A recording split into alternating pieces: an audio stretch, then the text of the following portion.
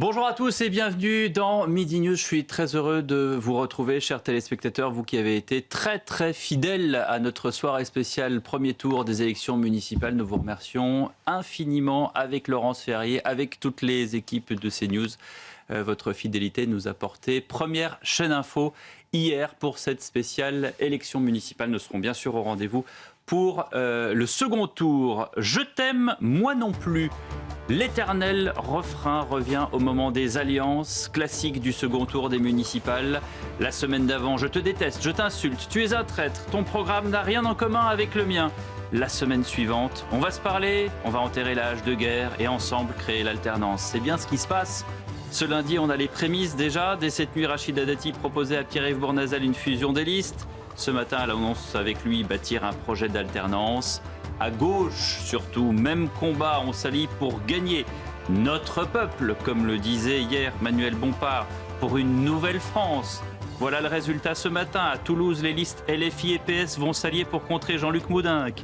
À Nantes, discussion engagée entre LFI et le maire socialiste sortant Johanna Rolland.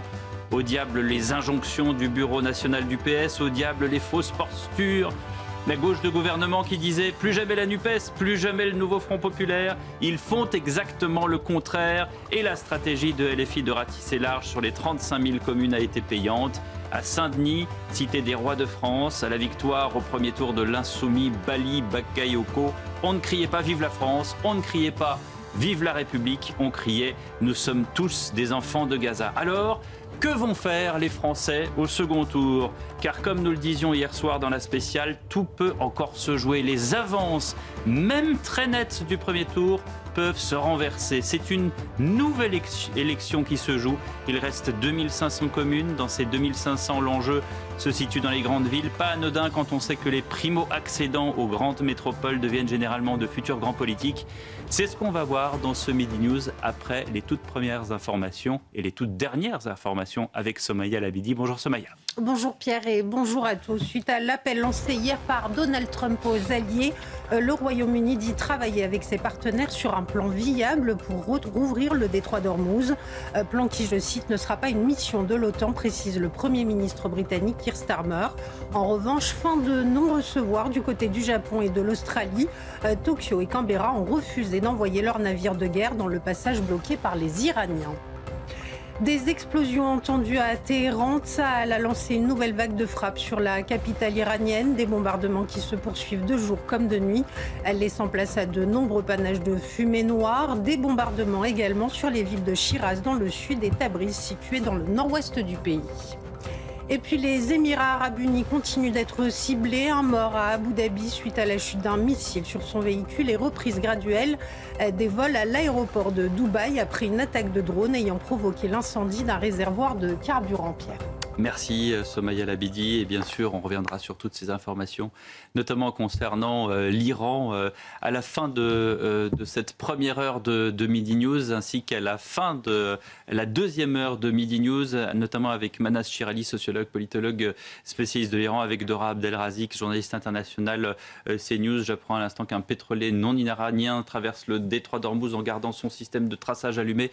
Voilà donc ces derniers développements concernant l'Iran. On va s'intéresser bien sûr au lendemain des municipales, je vous le disais, jour de tractation, jour d'alliance avec des alliances parfois improbables. Et ce mur où encore hier dans la spéciale, Julien Drey, que vous connaissez bien sur CNews et qui est un ancien cadre de la gauche de gouvernement, du PS, du Parti Socialiste, nous disait mais non, jamais il va y avoir une ligne étanche entre le PS et LFI.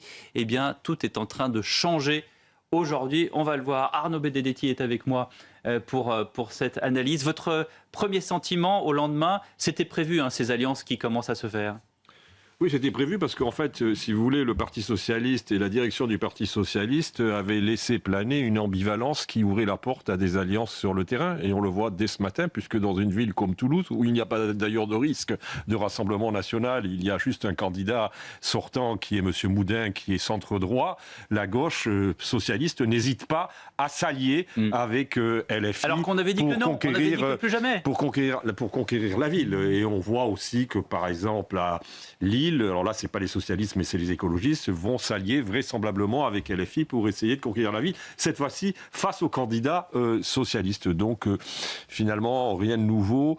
À gauche, l'union est toujours un combat qui finalement finit par advenir. On va en parler. D'abord un petit point sur les enseignements de ce premier tour avec Corentin Alonso qui nous a rejoint. Bonjour Corentin. Et quels sont les points à retenir des premiers résultats de ce premier tour ? Bonjour Pierre, eh bien, le RN renforce son implantation au niveau local. De 13 maires élus en 2020, il y en a déjà 24 qui ont été élus dès le premier tour en 2026 selon le parti. Regardez cette carte, le RN garde notamment Perpignan, Beaucaire, Hénin-Beaumont, Hayange ou encore Fréjus. Parmi les nouvelles conquêtes du Rassemblement national, on peut noter Cagnes-sur-Mer où le député Rassemblement national, Brian Masson, a délogé le maire LR de la ville qui briguait pourtant un 7e mandat. Le parti gagne également sa première ville dans le département des Vosges, à Nomexy. À retenir également la percée de la France insoumise, quasi absente des municipales en 2020. Ils avaient constitué beaucoup de listes dans les grandes villes. Ils remportent la 2e ville d'Île-de-France, Saint-Denis, au premier tour. Ils dépassent également les 40% à Roubaix dans le Nord, à Étampes dans l'Essonne ou encore à La Courneuve en Seine-Saint-Denis. Sur les 19 députés insoumis,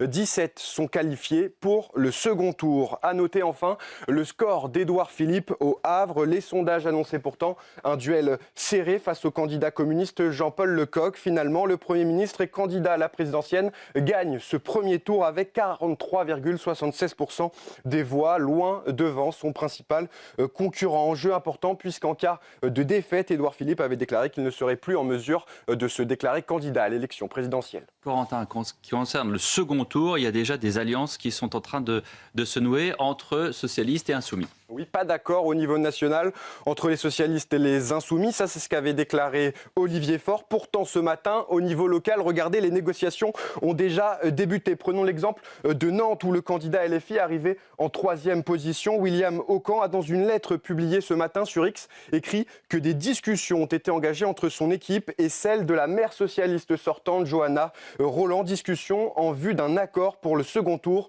pour espérer battre la droite et le centre. L'alliance est même déjà conclue à Toulouse, où le maire sortant d'hiver droite, Jean-Luc Moudenc, est arrivé en tête avec plus de 37% des voix devant le député insoumis François Piquemal et devant le socialiste François Briançon. Selon l'accord entre les deux hommes, François Piquemal conduira donc la liste d'Union de la gauche au second tour et s'il est élu maire, François Briançon, le socialiste, présidera la métropole.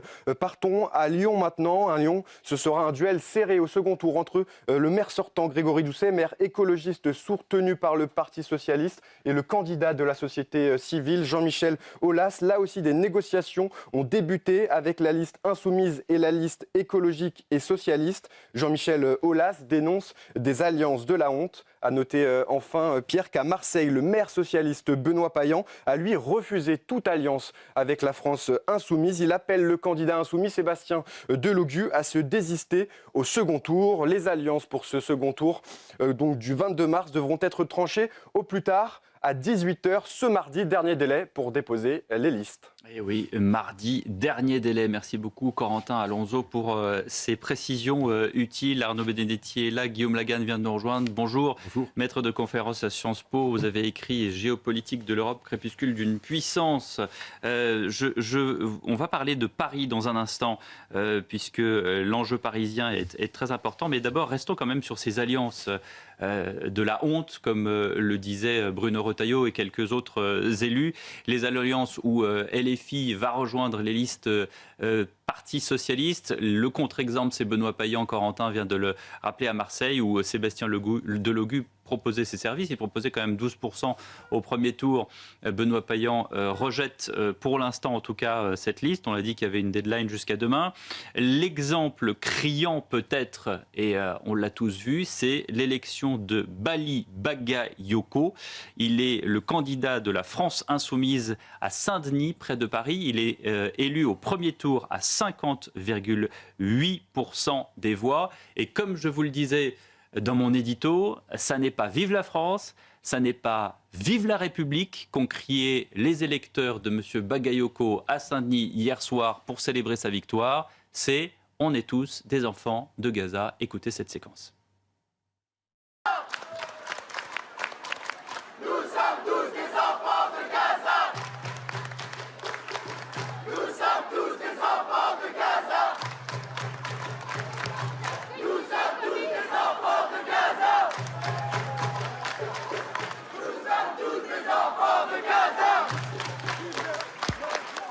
Alors voilà donc pour cette séquence assez étonnante, c'est un euphémisme. Écoutez ce qu'en disait la ministre de lutte pour la lutte contre les discriminations, Aurore Berger, qui a été l'invitée de CNews et d'Europe 1 ce matin.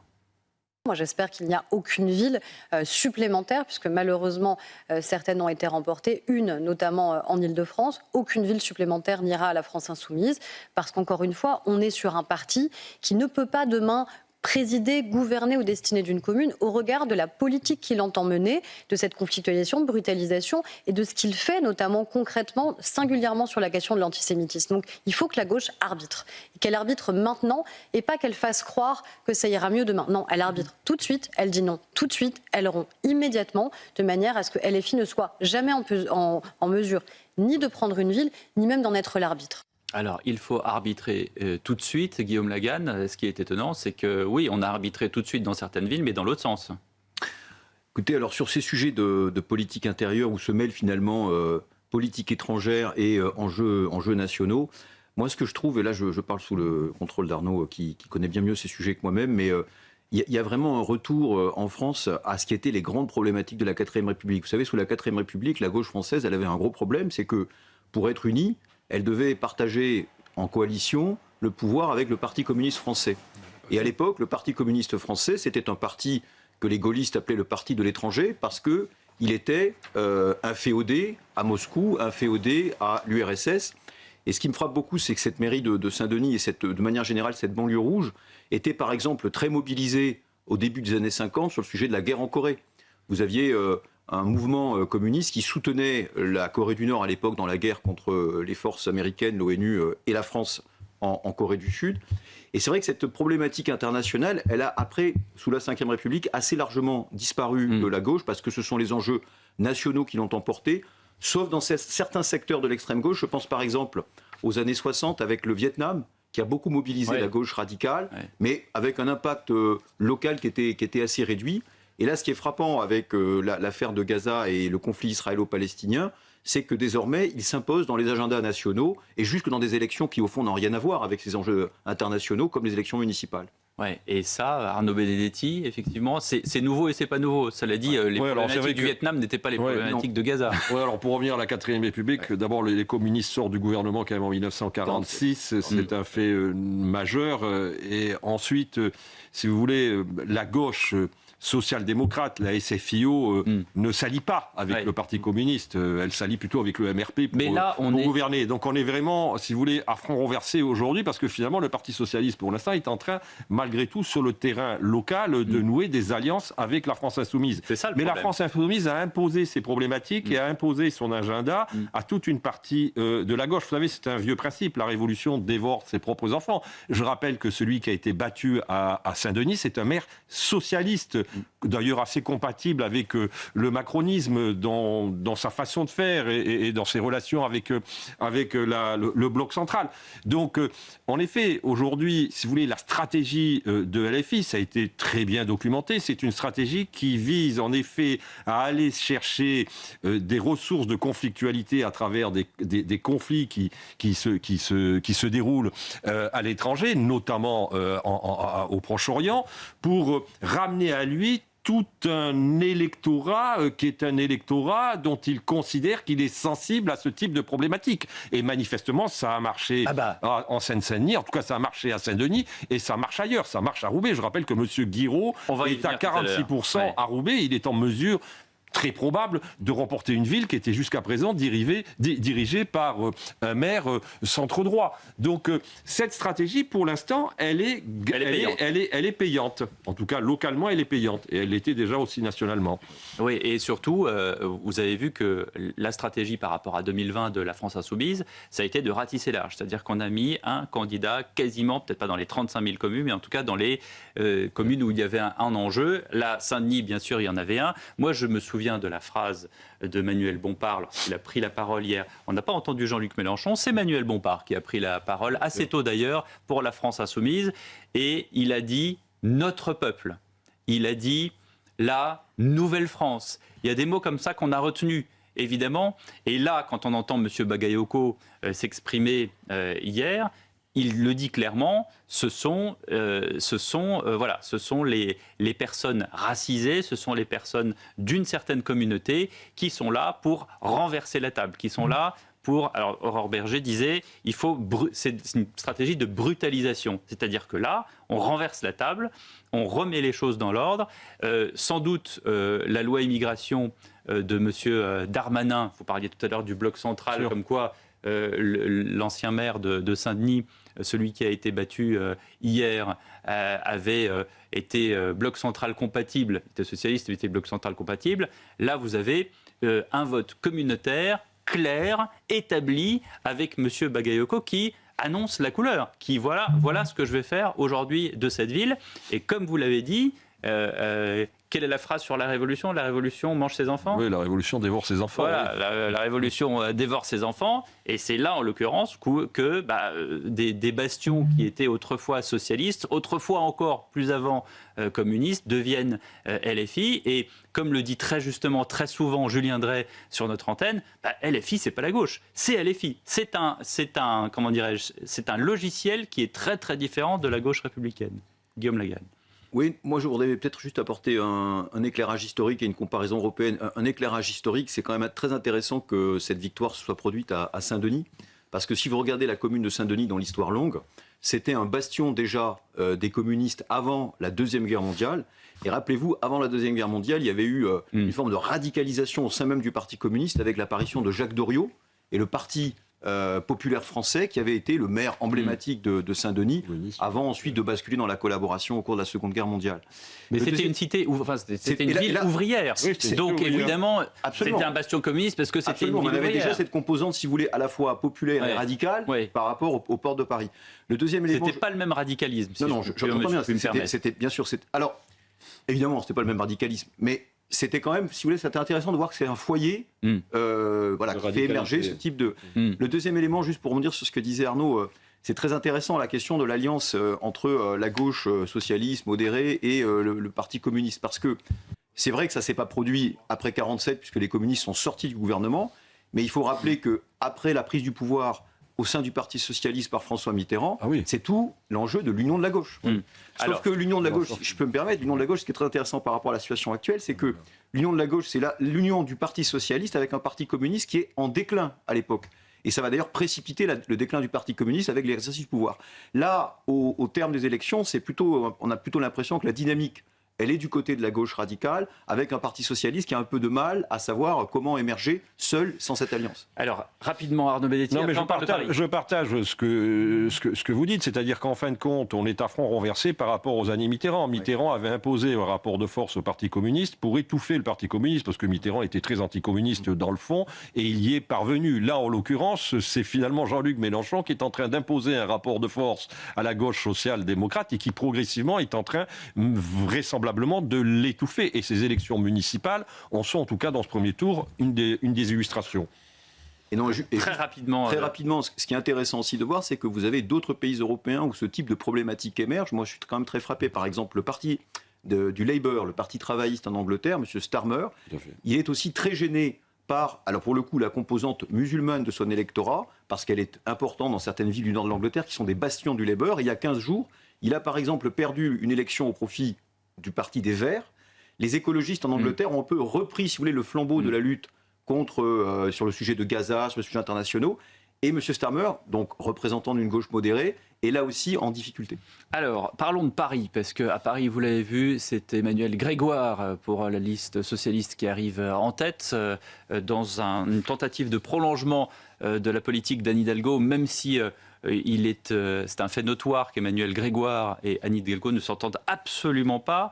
Ce matin, la candidate LR à la mairie de Paris, Rachida Dati, a annoncé sur X vouloir travailler avec Pierre-Yves Bournazel. Vous voyez son tweet s'afficher à l'écran. Elle est distancée de plus de 10 points. Elle appelle donc au rassemblement de tous ceux qui ne veulent plus, selon ses mots, de la gauche sectaire dans la capitale. Du côté de Pierre-Yves Bournazel, il affirme vouloir un dialogue avec Rachida Dati pour construire l'alternance à Paris. Mais vous l'avez vu, là c'est un tweet assez long. Il pose 3 conditions pour le respect du projet pour lequel près de 100 000 Parisiens ont voté. Un changement de ton dans la campagne pour remettre les habitants au cœur de la ville. Le premier de ces engagements, vous l'avez vu, c'est de rejeter avec la plus grande clarté toute alliance ou toute porosité avec l'extrême droite. Et la liste de Sarah Knafo, qui elle-même est qualifiée pour ce second tour, sur les alliances à Paris. Explication de Mathilde Ibanez. Dans la course pour la mairie de Paris, Emmanuel Grégoire, favori des Parisiens pour ce premier tour. Il obtient plus de 37% des voix, largement en tête par rapport à sa principale concurrente Rachida Dati, qui elle a obtenu plus de 25% des voix. Emmanuel Grégoire s'est félicité en déclarant « Les Parisiennes et les Parisiens nous ont placés largement en tête de ce premier tour ». Depuis son QG, autre ambiance pour Rachida Dati qui déplore de son côté la division qui affaiblit le camp de l'alternance et du changement. Elle a annoncé avoir proposé une liste d'union aux candidats Horizon et Renaissance, crédité d'environ 11% des voix et donc déjà qualifiée au second tour. Une proposition acceptée par le candidat Pierre-Yves Bournazel, mais à 3 conditions. La première condition, c'est de réformer le périscolaire de A à Z, mettre fin aux abus et privilèges des élus à la mairie de Paris et poursuivre le projet de transformation écologique de notre ville. La deuxième condition, c'est de changer le ton de cette campagne pour changer demain la gouvernance de Paris en mettant les Parisiens au cœur de la gestion municipale. Et enfin, la troisième condition, c'est de rejeter avec la plus grande clarté toute alliance et toute porosité avec l'extrême droite et la liste de Madame Knafo. Une condition finalement déjà acceptée par Madame Dati, qui a refusé l'alliance avec Sarah Knafo malgré sa main tendue pour, je cite, battre la gauche et rassembler nos forces. Les éventuelles fusions de listes devront en tout cas être opérées avant mardi 18h. Merci Mathilde Ibanez. Alors justement, là, dans cette alliance à droite à Paris, Rachida Dati, Pierre-Yves Bournazel, ça c'est réglé. On l'a dit, l'appel a été lancé par Rachida Dati à 1h du matin et ce matin, ils déclarent tous les deux qu'ils travaillent même s'il y a des conditions posées par M. Bournazel. Du côté de Sarah Knafo, évidemment, Sarah Knafo a dit hier à la prise de parole, qui s'est fait attendre d'ailleurs, on a attendu assez longtemps la prise de parole de Sarah Knafo, elle a fini par dire qu'elle voulait de toute façon battre la gauche. Alors écoutez, Sarah Knafo, voilà ce qu'elle dit. À partir de maintenant, une semaine cruciale va s'ouvrir. Nos voix peuvent faire gagner la droite. Nous pouvons être assez nombreux pour faire barrage à la gauche. Il ne faut pas laisser passer cette chance. Comme je l'ai toujours dit, je garde le cap. Je veux la victoire contre la gauche. Voilà, alors ça, une fois qu'on a dit ça, Arnaud Benedetti, il y a 2 solutions. Soit, tiens, je te donne mes voix, c'est cadeau. Soit, tiens, je te donne mes voix, mais en échange, il y a quand même une possibilité que je figure quelque part. Soit il y a un accord électoral, ce qui ne semble pas en tout cas prendre le chemin, puisque Mme Dati s'y oppose, la pression notamment de M. Bournazel. Et la situation de Mme Dati est de toute façon extrêmement complexe, parce que la dynamique est quand même plutôt du côté de M. Grégoire, forcé de le constater. Après, il y a un petit trou, j'allais dire, de souris, c'est-à-dire qu'il faudrait que Mme Knafo, finalement, décide de ne pas se présenter au second tour de cette élection, quand bien même est-elle qualifiée. Mais quand on regarde, finalement, les conditions qui sont posées par M. Bournazel à l'alliance avec Mme Dati, il est difficile de penser que Mme Knafo décide de se sacrifier comme ça sur l'autel d'une victoire potentielle et hypothétique politique de Madame Dati. Oui, Donc, et non. Elle dit ce que je veux, c'est la victoire de la droite. Elle dit que c'est la victoire de la... oui, si elle voit que... Est-ce que les conditions posées par M. Bournazel sont des conditions acceptables pour Mme Knafo?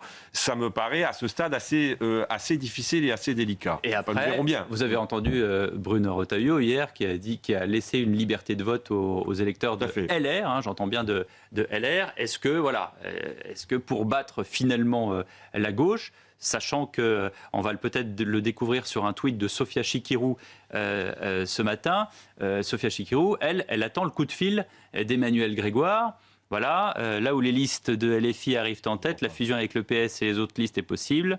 J'attends le coup de fil d'Emmanuel Grégoire pour barrer la route à Rachida Dati à Paris. On n'efface pas un résultat de premier tour. Le respect des électeurs est un principe de base. Donc voilà, c'est extrêmement serré, même si, encore une fois, d'apparence, Arnaud, Emmanuel Grégoire est arrivé premier.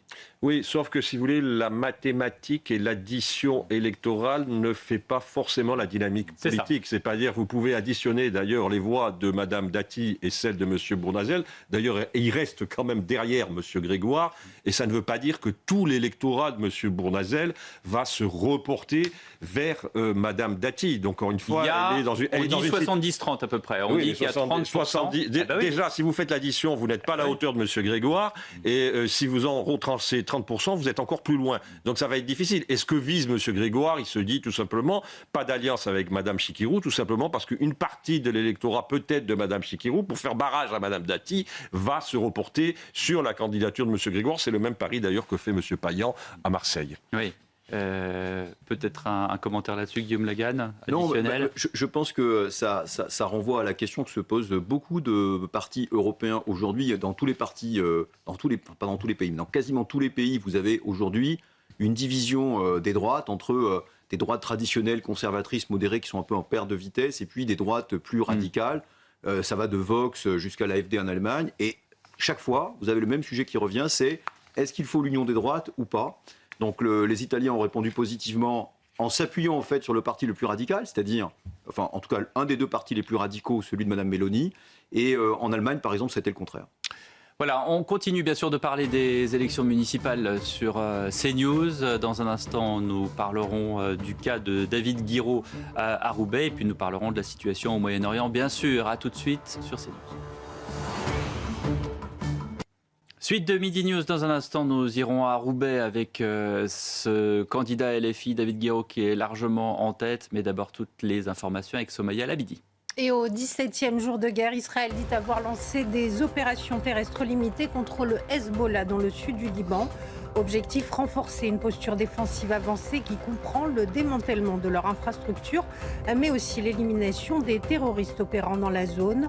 Quant à la population déplacée, elle ne rentrera pas chez elle tant que le nord d'Israël ne sera pas sécurisé, assure un ministre de l'État hébreu.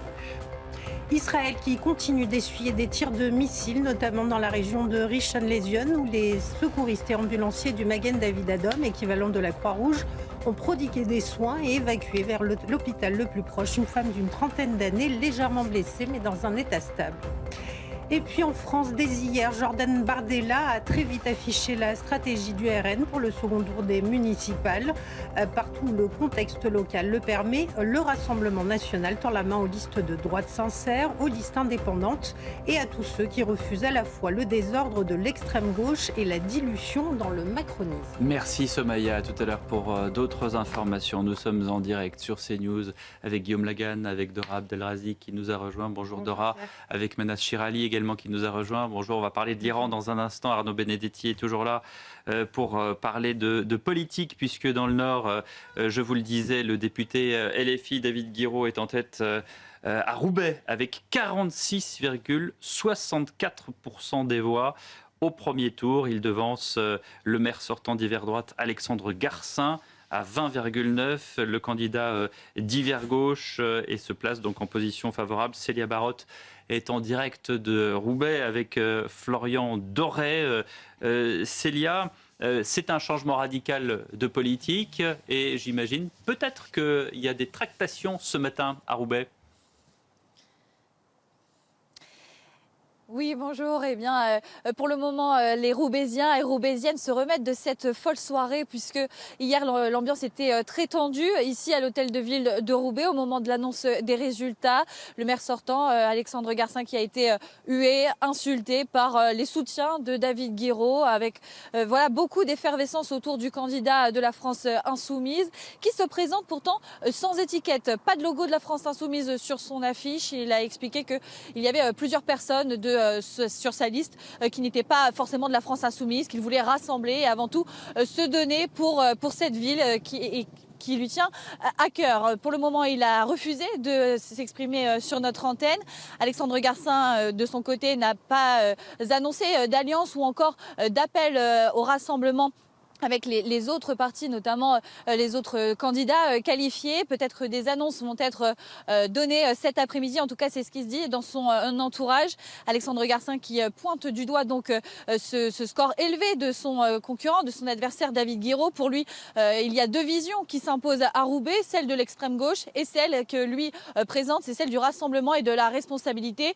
Pour le candidat, le maire sortant de divers droites, David Guiraud, et joue sur un électorat et de fausses promesses. Il explique que David Guiraud en campagne promet des logements, promet du travail. Et donc pour lui, il faut faire attention. Il faut que toutes les forces républicaines se rassemblent derrière lui pour sa réélection. Il n'est maire que depuis 3 mois, mais en tout cas, il a envie de continuer ce projet. Ici à Roubaix, donc les Roubaisiens et Roubaisiennes se sont mobilisés un peu plus qu'en 2020. Et cette participation a été saluée, une participation qui atteint les 37% pour ce premier tour. Célia Barotte avec Florian Doré à Roubaix. Et puisque monsieur Guiraud n'a pas voulu s'exprimer sur notre antenne, voici quand même ce qu'il a déclaré hier. On écoute David Guiraud. Après 12 ans de droite, ça sera peut-être à nous. On est 55 sur cette liste et on a 55 personnes qui aiment cette ville et je pense que ça s'est ressenti pendant cette élection. On a bien bossé, on a fait 1 an et demi de campagne. Voilà, c'est une campagne hors norme. 1 an et demi de campagne, je dois être un des premiers candidats déclarés au municipal en France. Mais c'est la preuve aussi que cette stratégie, elle était gagnante et qu'il fallait le faire. Voilà donc David Guiraud qui est en tête à Roubaix. David Guiraud, rappelons-le, qui avait traité de porc le député Meyer Habib. Il y a eu d'ailleurs un jugement de cette affaire et le caractère antisémite n'avait pas été retenu. Ça, c'est décision de justice qu'on avait bien remarqué. Et puis aussi, David Guiraud, c'était celui qui s'était, j'allais dire, illustré. Arnaud Benedetti, souvenez-vous, dans un voyage en Tunisie où il avait dit des choses totalement abjectes sur Israël avec 2 ou 3 personnes autour. Voilà donc aujourd'hui le visage d'une ville. Encore une fois, tout à l'heure, on parlait d'une autre ville, on parlait de Saint-Denis. Là, à Roubaix, c'est pareil, c'est un bastion ouvrier, c'est un bastion anciennement communiste. Là, avant, il y avait un maire sortant qui est d'hiver droite. Bon, voilà, là, c'est LFI qui arrive, c'est la Nouvelle-France, pour reprendre les mots de Manuel Bompard. Si vous voulez, M. Guiraud, il illustre parfaitement la stratégie de communautarisation de LFI, qui a été largement pensée depuis 2017. Après, vous savez, la seconde élection présidentielle ratée, si je puis dire, de Jean-Luc Mélenchon, où il avait raté le second tour finalement d'assez peu. Et à ce moment-là, M. Coquerel lui avait dit, de toute façon, il te manque 600 000 ou 700 000 voix. Ces 600 000 ou 700 000 voix, il faut que tu ailles les chercher dans les quartiers. Donc là, on a un changement de paradigme du côté de Jean-Luc Mélenchon qui se traduit avec ces élections municipales. Et M. Guiraud, en effet, lui, il est sur une ligne où il considère qu'il faut aller chercher un électorat et surtout cet électorat. Parce que si vous voulez, il y a quand même quelque chose de tout à fait nouveau à gauche avec LFI. La gauche était, qu'elle soit d'ailleurs communiste ou socialiste, elle était universaliste. C'est-à-dire qu'elle ne vous assignait pas à vos origines. Là, en l'occurrence, ce qui se passe avec LFI, nous avons un changement de paradigme puisque, in fine, on a une stratégie qui est une stratégie de racialisation. On vous assigne à vos origines et on va finalement réactiver vos origines, on va faire de vos origines un étendard politique, on va en faire une ressource politique et on s'inscrit dans une démarche qui n'est pas une démarche du tout universaliste, qui ne correspond pas finalement à ce qu'est la vision de la gauche sur le plan historique, en tout cas de la vision de la gauche française. Et clairement, là, à Roubaix, ça a fonctionné électoralement. Alors, pour y voir plus clair, enfin, et ce sera effectivement notre conclusion sur ce sujet-là, avant d'en reparler en deuxième heure, écoutez ce que disait Philippe Val sur la France insoumise et ses derniers résultats, c'était tout à l'heure dans leur dépôt. C'est évidemment une gauche radicale, traditionnellement, qui est antisémite, qui, pour des raisons de communauté d'esprit avec les islamistes, c'est-à-dire la fascination pour la terreur, qui a continué avec Sartre au moment de la guerre d'Algérie. Cette fascination pour la terreur les rassemble et provoque une espèce de force. Une force d'ailleurs qui va se retourner à un moment contre les filles. Parce que on l'a vu après l'assassinat de Quentin, Rima Hassan, je ne sais pas si vous avez remarqué ce qu'elle a dit. Elle a dit, nous, la jeune garde, c'est pas notre affaire, c'est des petits blancs. Vous vous rendez compte ? Ça veut dire que LFI va se faire bouffer par son électorat. LFI va se faire bouffer par son électorat. Voilà ce que dit Philippe Val. Et tout à l'heure, je retiens la phrase que nous disait Arnaud Benedetti sur la révolution qui finit toujours par dévorer ses enfants. On va parler d'international puisque c'est à nouveau aujourd'hui un jour où les alertes pleuvent les unes après les autres sur la situation au Moyen-Orient et les vols reprennent progressivement à l'aéroport de Dubaï. Un Palestinien a encore été tué aujourd'hui par un missile à Abu Dhabi après un incendie qui a touché une installation pétrolière. Trafic aérien qui reste perturbé. Nous irons à Dubaï dans quelques instants. Dora Abdelrazik, vous me parliez d'une nouvelle arme des Iraniens qui est totalement innovante. Oui, démonstration de force de la part de l'Iran hier avec le lancement d'un nouveau missile qui s'appelle Ségil. Alors c'est un missile qui peut atteindre une portée de 2000 km, donc c'est très vaste.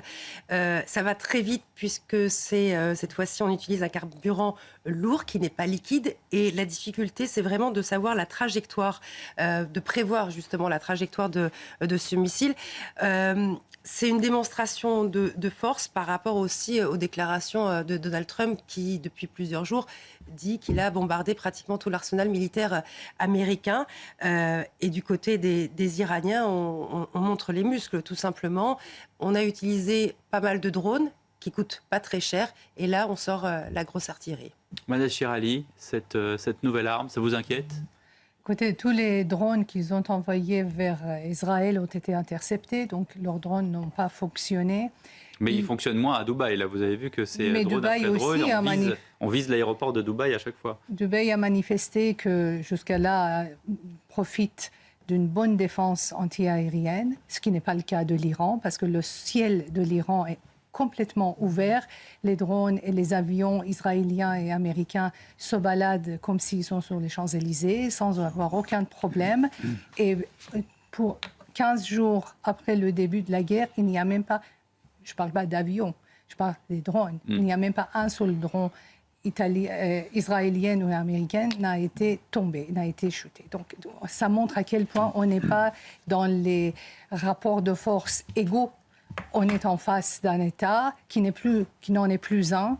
On ne sait plus du tout qui est à la tête de ce pays, qui gouverne quoi. On est en face des unités qui fonctionnent sans avoir la moindre coordination entre elles et qui tirent à droite et à gauche. Mais il faut quand même reconnaître quelque chose à la République islamique qui est extrêmement fort.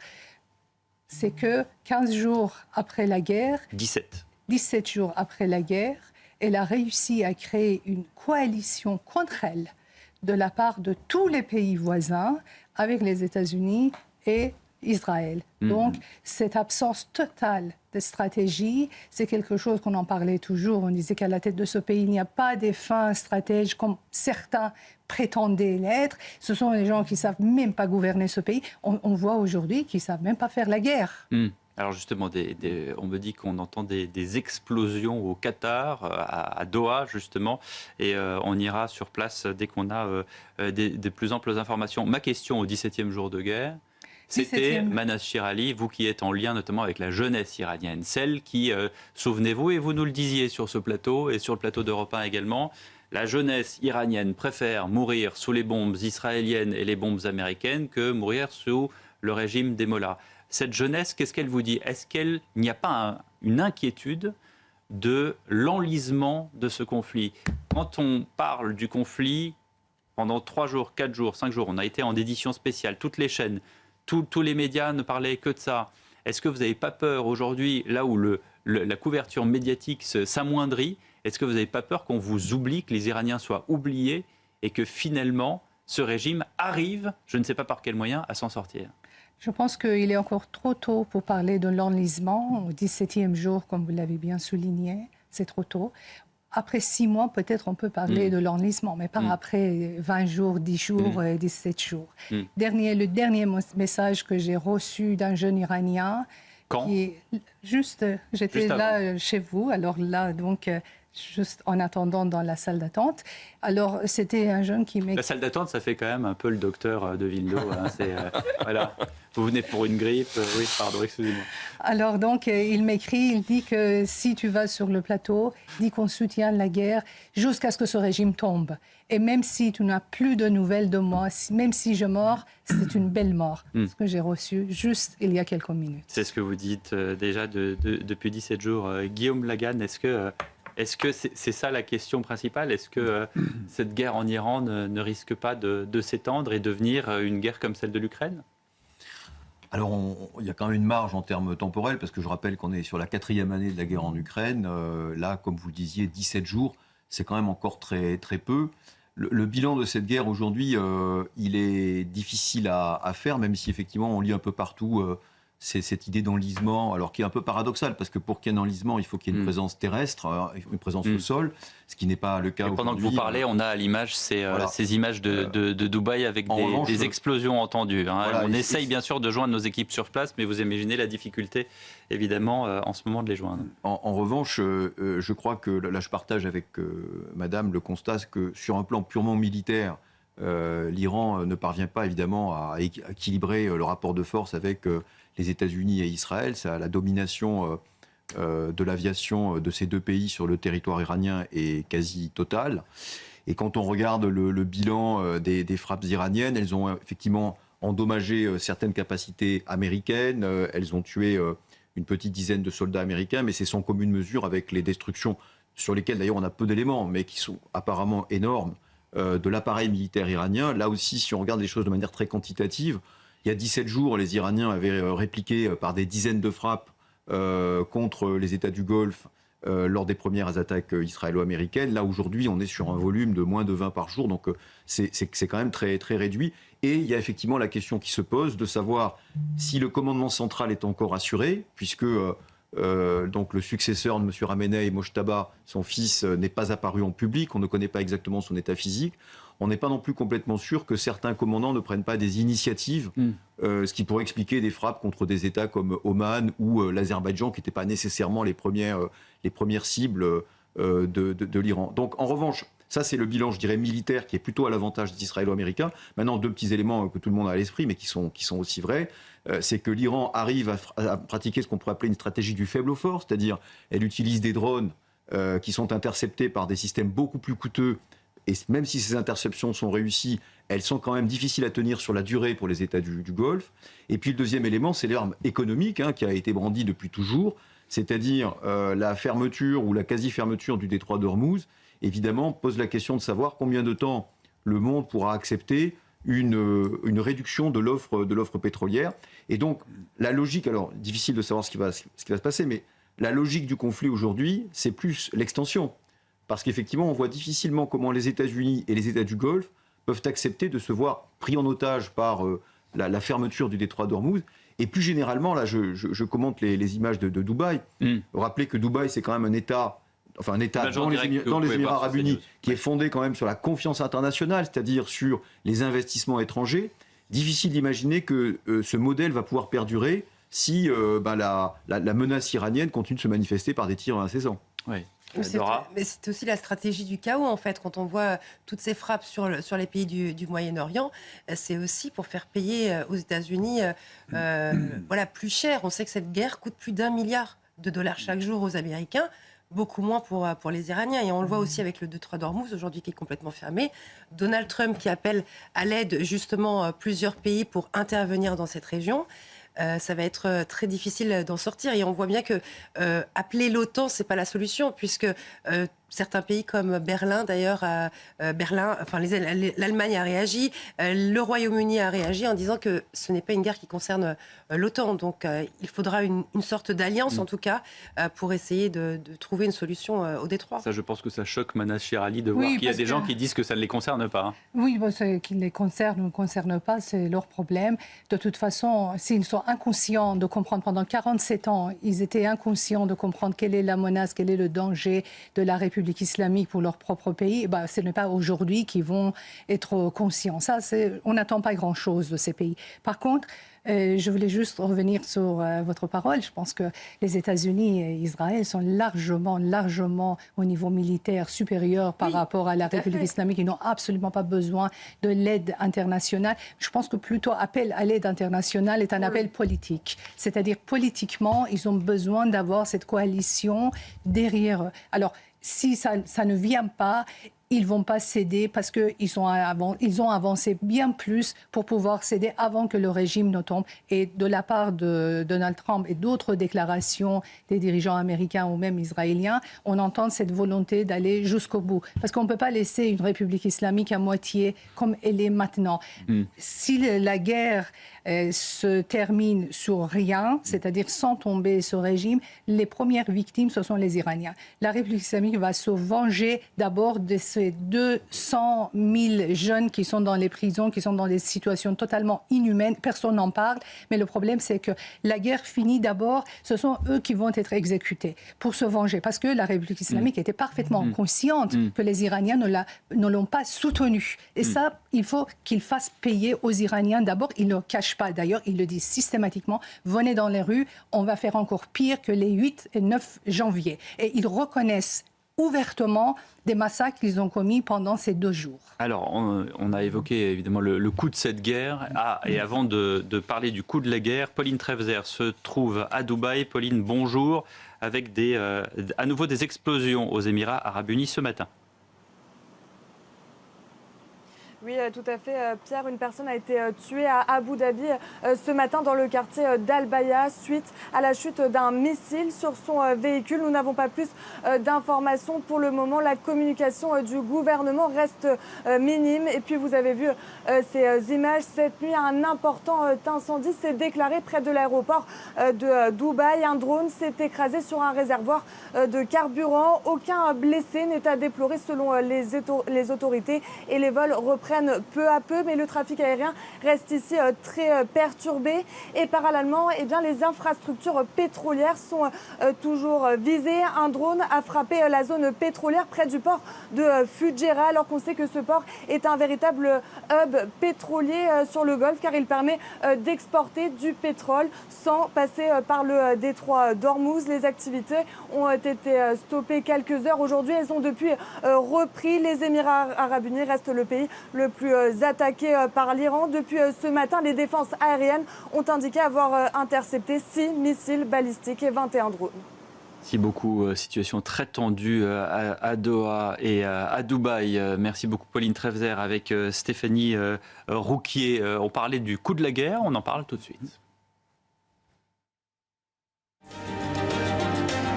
Votre programme vous est présenté par les portes blindées Picard Serrure. Votre programme avec parivendu.fr. Sur parivendu.fr, trouvez votre futur chez vous partout en France. Avec Éric de Ritmaten. Bonjour cher Éric. Bonjour Pierre. On va parler justement du coût de la guerre contre l'Iran et le coût du conflit commence à inquiéter qui ? Les États-Unis. Et oui, parce qu'on a maintenant les chiffres. On parlait d'1 milliard à l'instant de dépenses par jour. Ça, c'est le chiffre du Parti démocrate aux États-Unis. 900 millions de dollars selon le Centre pour les études stratégiques et internationales. Donc 900 millions par jour. Si vous multipliez par le nombre de jours, si on part du 28 février, on est à 15 milliards. C'est-à-dire on approche les 15 milliards de dollars. Peut-être même on les dépasse.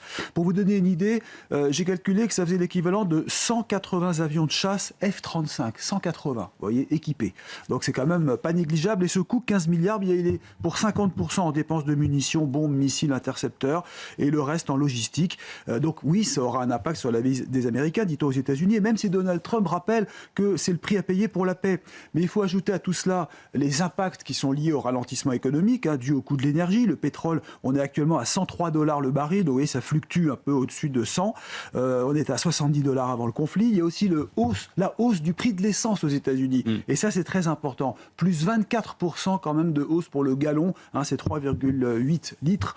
Mais c'est énorme, même c'est beaucoup plus même en pourcentage qu'en France et en Europe.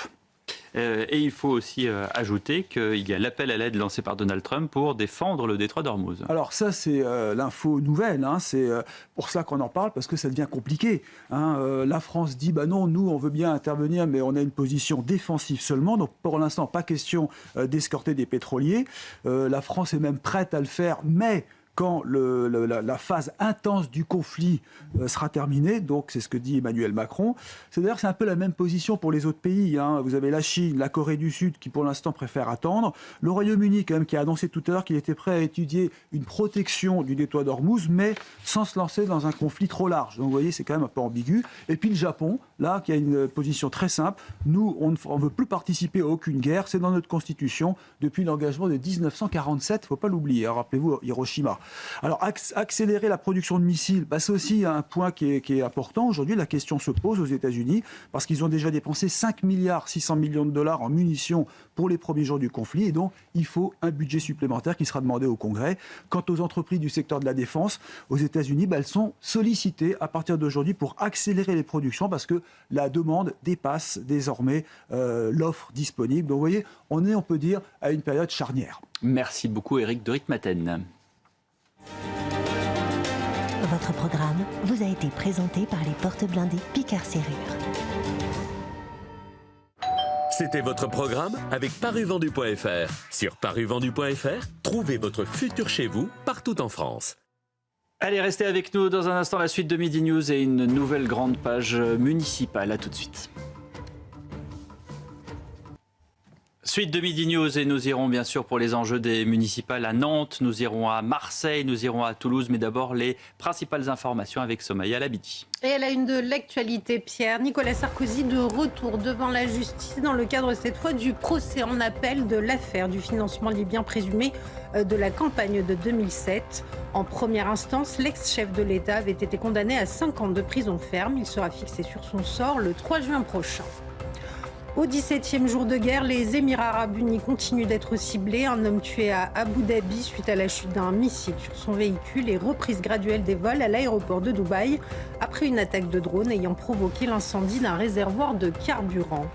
Et puis Canberra et Tokyo s'opposent à Washington. L'Australie et le Japon n'enverront pas de navires de guerre dans le détroit d'Ormuz alors que Donald Trump a sollicité leur aide pour sécuriser cette voie stratégique bloquée par les Iraniens et où transite 20% de l'or noir mondial. De son côté, le Royaume-Uni dit travailler avec ses partenaires sur un plan viable pour ouvrir le détroit. Merci Somaya et à tout à l'heure pour d'autres informations. Ils mentent aux Français. Ça n'est pas moi qui le dis. Ils mentent aux Français, c'est Guillaume Kasbarian, l'ancien ministre du Logement, qui fait ce tweet après ces alliances qu'on a commencé à voir. Hier soir, Olivier Faure annonce qu'il n'y aura pas d'alliance du PS avec LFI. Ce matin, le PS s'allie à un LFI à Toulouse, et pas n'importe lequel, le meilleur défendeur des squatteurs. C'est le ministre du Logement qui parle, Guillaume Kasbarian. Ça ne fait que commencer, ils mentent aux Français, ça vous donne une tonalité de ce qui se passe. Et nous allons aller à Toulouse dans un instant. D'abord, je salue Thomas Bonnet. Cher Bonjour Thomas. Pierre. Vous avez bien dormi? Peu, mais bien. Oui, c'est ça. 2h du matin, vous avez terminé la ça vaut le coup et c'est très intéressant. Il y a beaucoup de choses à déchiffrer, à décoder. Énormément. Et comme je le disais tout à l'heure dans mon édito, effectivement, là où on nous disait qu'il n'y aurait plus de NUPES, qu'il n'y aurait plus de nouveau Front Populaire, eh bien, voilà, les alliances commencent à se tisser alors qu'en bureau national du PS, on avait dit non.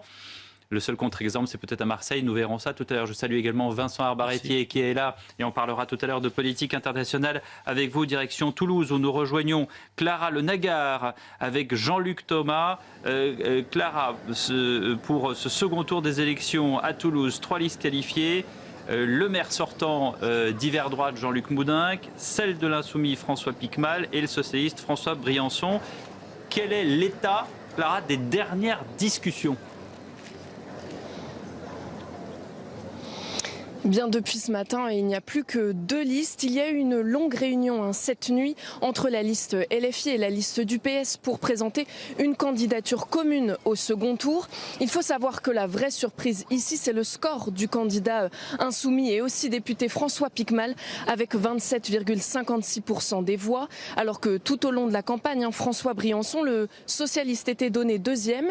Il obtient finalement 25% des voix.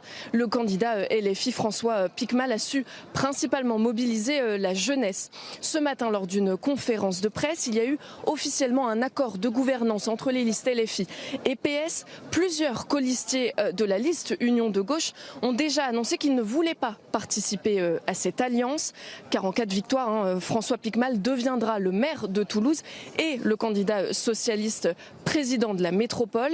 Ici à Toulouse, les socialistes ont souvent tendance à se ranger derrière Carole Delga, la présidente de la région. Elle a d'ailleurs annoncé jeudi dernier en conférence de presse qu'elle ne cautionnait pas une alliance avec la France insoumise.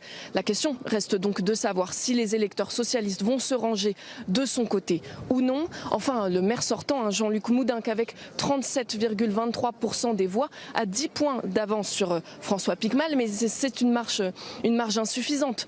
Pour gagner, il doit maintenant convaincre une partie des 43% des abstentionnistes. Merci beaucoup Clara. Clara Le Naguère à Toulouse avec Jean-Luc Thomas. Thomas Bonnet, c'est intéressant ce qui se passe à Toulouse. Est-ce que vous considérez que ça va être au cas par cas dans les villes, ou est-ce qu'il va y avoir un élan après notamment les prises de parole qu'on a entendues et de Marine Tondelier et de Manuel Bompard, ne serait-ce que ces deux-là pour retenir de ce qui s'est passé hier soir, et qu'il va y avoir un engouement pour que, contre même l'avis du Bureau national du PS, oui, il y ait des fusions entre LFI, la France insoumise et les partis de gauche. Écoutez, l'exception est en train de devenir la règle. C'est-à-dire qu'on nous dit hier, Olivier Faure nous dit hier, pas d'accord national, pas question de s'entendre avec LFI, peut-être de manière locale. Oui, sauf que peut-être de manière locale, ça veut dire dans de très nombreuses villes. On parle de Toulouse. En fait, il y a 2 exceptions aujourd'hui à cette union qui est en train de se créer, c'est Paris et Marseille. Parce que les 2 candidats n'ont pas vraiment besoin de s'allier avec la France insoumise. Mais à Toulouse, attendez, 9h du matin, ce matin, il y avait déjà la photo sur la place du Capitole pour dire « Allons-y Folleville, on y va, nous sommes ensemble, oublions les déboires du passé ». Et je rappelle que quand même, il y a eu des mots très durs, notamment de certains insoumis contre Carole Delga, qui est la présidente de la région Occitanie où se trouve Toulouse, dans la liste qui essaye de faire le juge de paix, tant bien que mal. Oui, mais elle va finalement se rallier à cette union. Elle-même va se rallier. Elle sera bien obligée de composer avec ça. Le maire demain de Toulouse, elle est obligée de composer avec lui. Donc si c'est M. Piquemal, elle devra s'y faire. Il y a dans la liste de M. Piquemal des candidats vraiment très problématiques, qui ont eu des propos parfois très durs dans la brutalisation du débat public, et ça n'empêche pas la gauche de se rallier à eux. Donc qu'on arrête de nous raconter des salades. Le Parti socialiste va s'allier là où c'est nécessaire avec la France insoumise, et ça montre une chose, tous les excès de Jean-Luc Mélenchon n'empêchent pas les fusions. On parle d'une fusion, c'est pas rien, ça veut dire qu'ils vont demain gouverner ensemble. Je rappelle que M. Briançon, qui est le candidat du Parti socialiste, disait il y a encore quelques jours, quelques semaines, il pointait l'antisémitisme de la France insoumise. Donc ces gens-là, ça s'allie avec des antisémites. Pour reprendre leur lexique, ça ne leur pose pas de problème. Je pense que moralement au moins, et politiquement évidemment aussi, c'est un énorme problème. Et c'est ce qu'a déploré encore ce matin sur notre antenne la ministre Aurore Bergé. Manuel Bompard, je vous le disais, a pris la parole hier. On n'a pas entendu Jean-Luc Mélenchon, c'est le coordinateur de la France insoumise lui-même, député des Bouches-du-Rhône, qui a pris la parole au nom de la France insoumise, et il appelle à un front antifasciste, comme il le dit. Nous appelons en particulier la jeunesse et les quartiers populaires à se mobiliser encore plus nombreux la semaine prochaine pour le second tour. Face à la droite et à l'extrême droite, l'heure est désormais à la responsabilité. La France insoumise a fait la démonstration à chaque étape de son histoire de son engagement dans la lutte contre l'extrême droite et contre la droite qui s'en rapproche désormais dangereusement. Partout, les insoumis agiront donc concrètement pour protéger le peuple français de ce danger. C'est pourquoi nous tendons la main aux autres listes engagées dans ce scrutin pour permettre, partout où la droite et l'extrême droite menacent, la constitution d'un front antifasciste au second tour de l'élection municipale. Et là, bien sûr, une phrase nous vient en tête. Elle a été citée par Alain Finkielkraut et Mathieu Bocoté il y a une dizaine de jours, qui disait les antifascistes, en fait, les fascistes d'aujourd'hui, ce sont les antifas d'hier. Bien sûr. Et c'est Pier Paolo Pasolini qui avait l'auteur italien. Mais surtout, c'est fou d'entendre ça parce qu'on parle de Toulouse. Toulouse, c'est Jean-Luc Moudenc, le maire sortant. C'est pas. Enfin, déjà, je considère que personne n'est fasciste dans ce pays, sinon il devrait être interdit. Or, personne n'a été interdit à ce jour. Mais même pour reprendre la rhétorique de la France insoumise, vous êtes face à Jean-Luc Moudenc. Il a quand même quitté les LR parce qu'il trouvait qu'Éric Ciotti avait pris la mauvaise décision. C'est pas vraiment l'incarnation. Mais pour la France insoumise, vous savez aussi bien que moi, tout ce qui est après la France insoumise est fasciste. Mais cette rhétorique-là, de la part de la France insoumise, à la limite. Ça fonctionne. Regardez, ils ont insufflé un candidat dans combien de communes ? Il y a 35 000 communes. Ils ont pratiquement ratissé large. Ça n'a pas du tout été leur stratégie en 2020, mais cette année, ils se sont dit on va mettre un candidat là où on peut, pratiquement partout. Non, mais que la France insoumise tienne ce discours, évidemment, à la limite, mais que le Parti socialiste se range derrière cela, en s'alliant avec eux à Toulouse, en s'alliant avec eux à Besançon. Besançon, pareil, c'est un candidat de droite en face. On ne parle pas du Rassemblement national. Quand bien même ce serait le Rassemblement national, l'argument a été un peu usé. Mais à la limite, on pourrait entendre un peu la mobilisation, comme ça avait été le cas avec la NUPES. Là, on parle de candidats centristes, voire de droite, et ça suffit quand même à rallier, à rabibocher toute la gauche ensemble. C'est quand même une vaste supercherie. Ça montre juste une chose, ces gens-là ont besoin de garder leur poste, veulent des postes, et ils sont prêts à toutes les combines pour ça. S'il faut se fusionner avec des gens qu'on déteste, ils le feront. Et ben ça, c'est exactement ce que dit Marine Tondelier, qui, elle, pour le coup, faisait un barrage contre non seulement l'extrême droite, mais aussi la droite. C'est ce que disait Marine Tondelier. Et ce matin, chez nos confrères de France Info, elle s'est justement dite inquiète que certains ne veulent pas l'union de la gauche. Ce qui les intéresse, c'est juste d'être élus.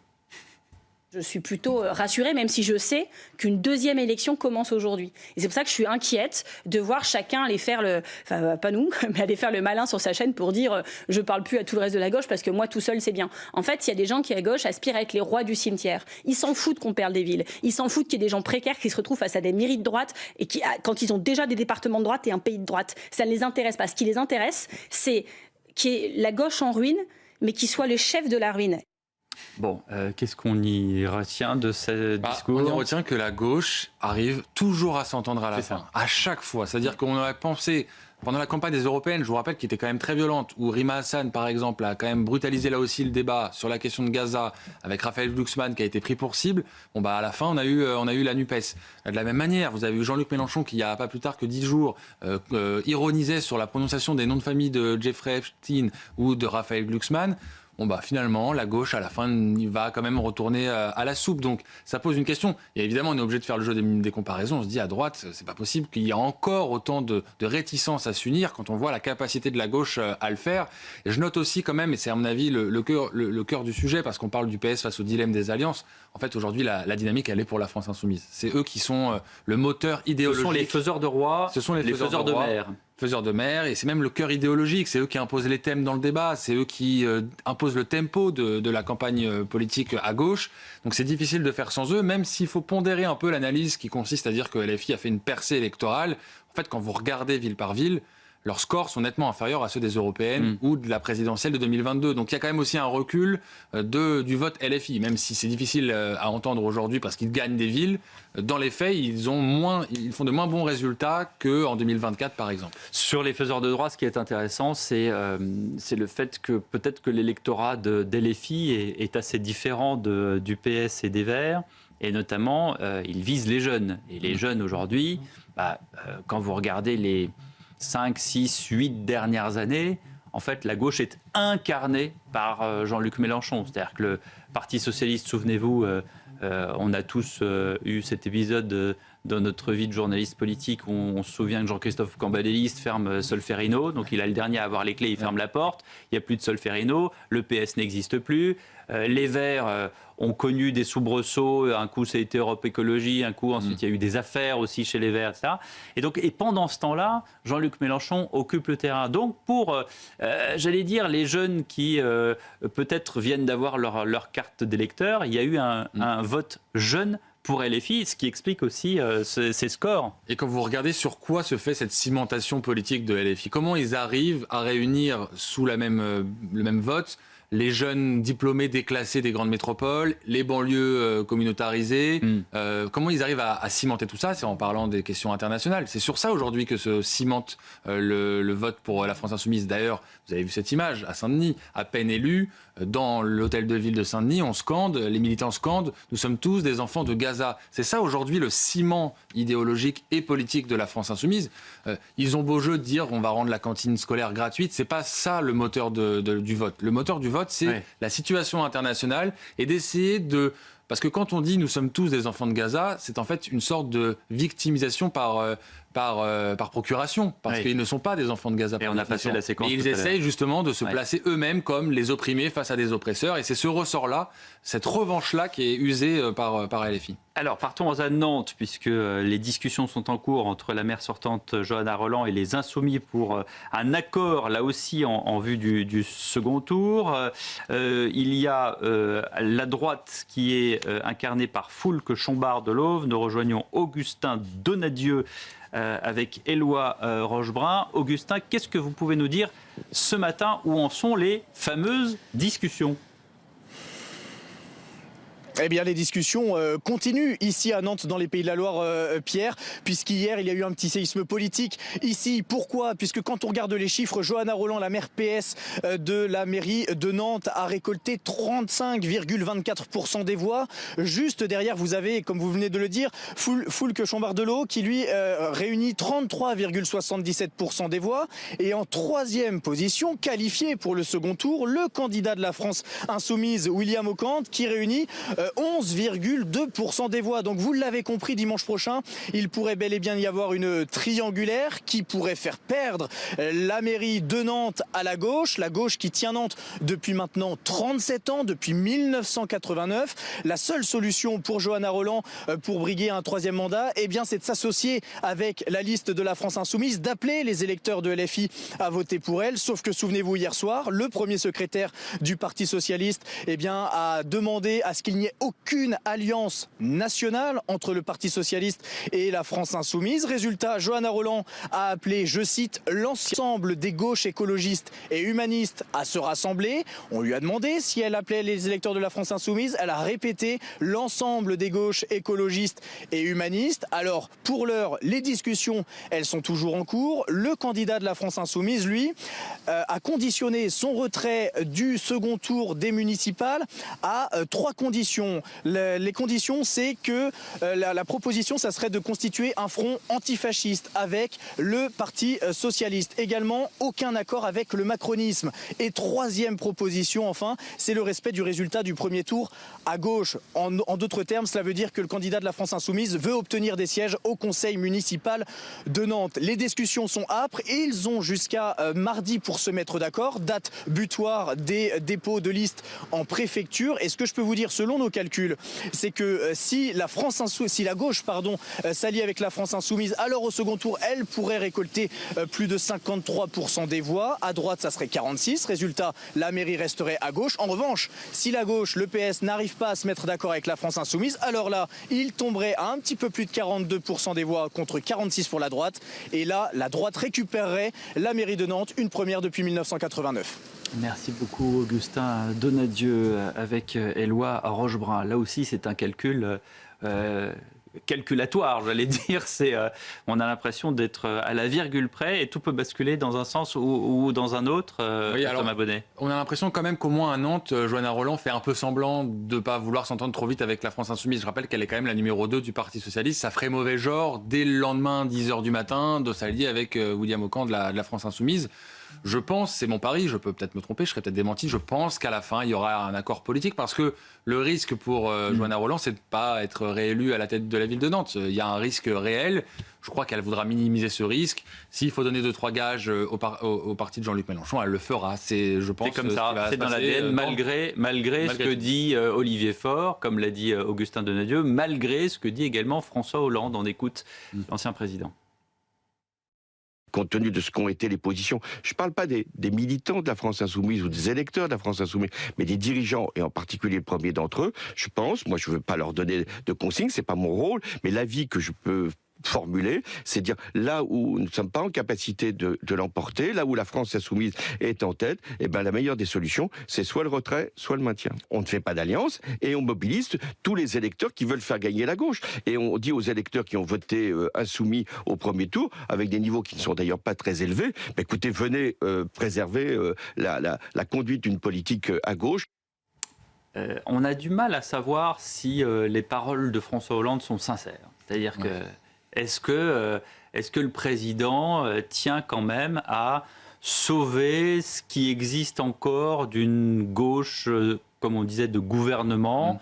Est-ce qu'il se dit que peut-être un jour lui-même, en incarnant une nouvelle présidentielle par exemple, pourra rebâtir un SPD à la française, des sociodémocrates qui ont disparu il y a longtemps et qui ont été, il faut le dire quand même, aspirés par Emmanuel Macron avec son nouveau mouvement. Bon, voilà, ou est-ce que c'est de la flûte traversière, pour ne pas dire autre chose, et pour dire que finalement les accords se feront, et que moi, en tant qu'ancien président, député de la République, je ne peux pas dire autre chose que ce que je vous dis. On voit bien que François Hollande est en train de se refaire la cerise petit à petit sur cette idée-là qu'il serait le recours à cette gauche qui se serait diluée dans le mouvement de Jean-Luc Mélenchon. J'entends quand même dans cette interview de François Hollande ce matin une façon de taper sur Olivier Faure, d'essayer de faire d'Olivier Faure que... Donc là, on est dans l'appareil politique qui ne concerne aucunement les Français. Absolument pas. Ils s'en foutent. Voilà, et d'ailleurs, les choses comme elles sont. François Hollande a dit il y a peu, si demain il y a Jordan Bardella face à Jean-Luc Mélenchon, il votera pour Jean-Luc Mélenchon. Donc ces grandes tirades sur le péril du mouvement de Jean-Luc Mélenchon seraient audibles s'il mettait en application par la suite sa propre doctrine, à savoir pas une voix pour la France insoumise. Un parti qui est antisémite, un parti qui se permet autant d'excès, ne doit pas pouvoir être l'associé d'une façon ou d'une autre avec un ancien président de la République.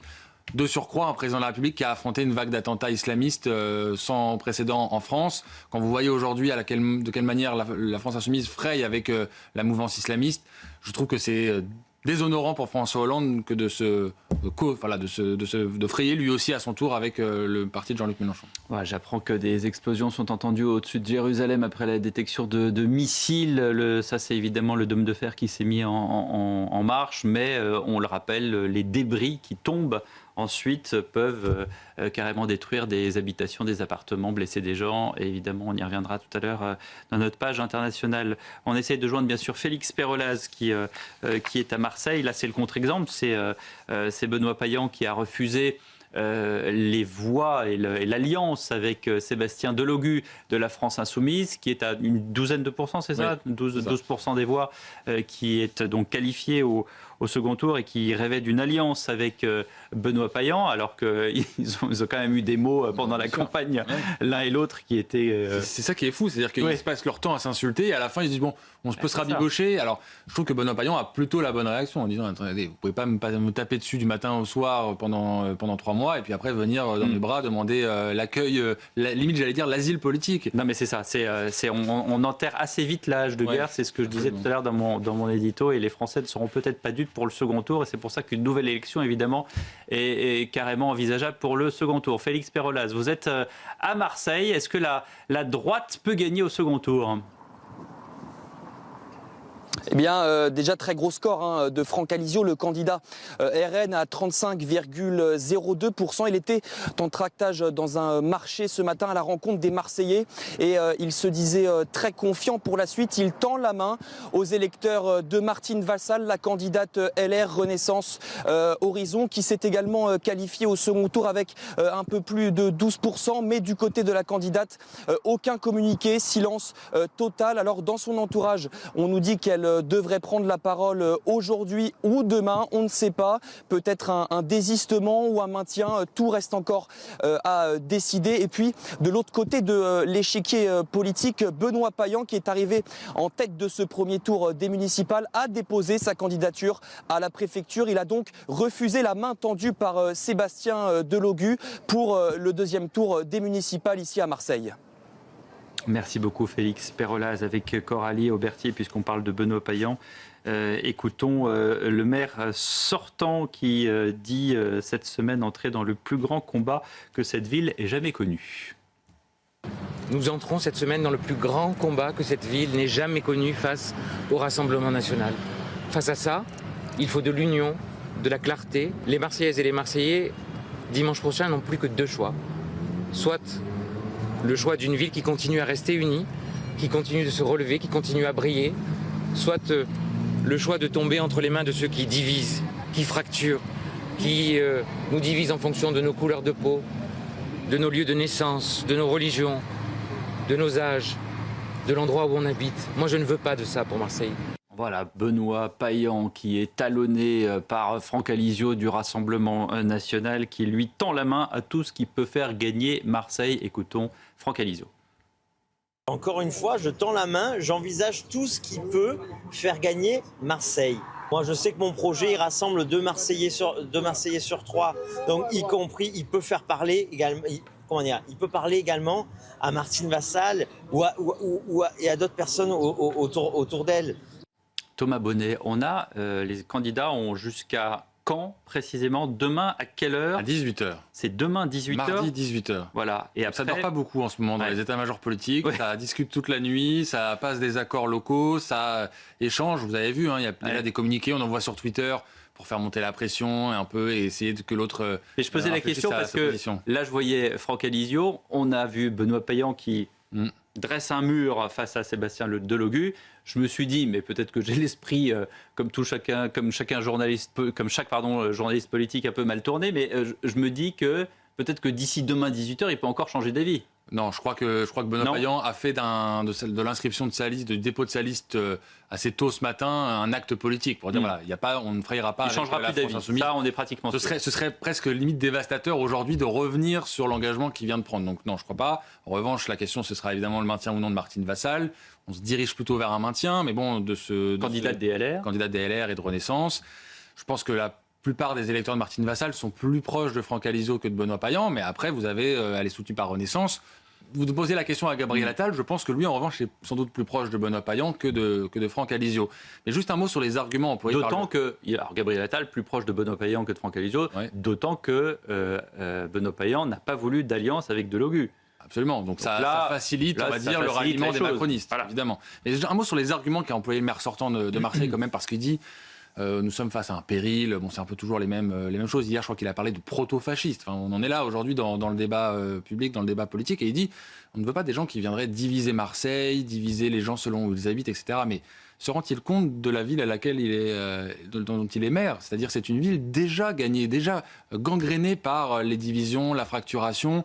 Et quand on lui met ça sous les yeux, par exemple, rappelez-vous de cette entreprise Orange qui avait été ciblée par des tirs d'armes à feu, d'armes lourdes.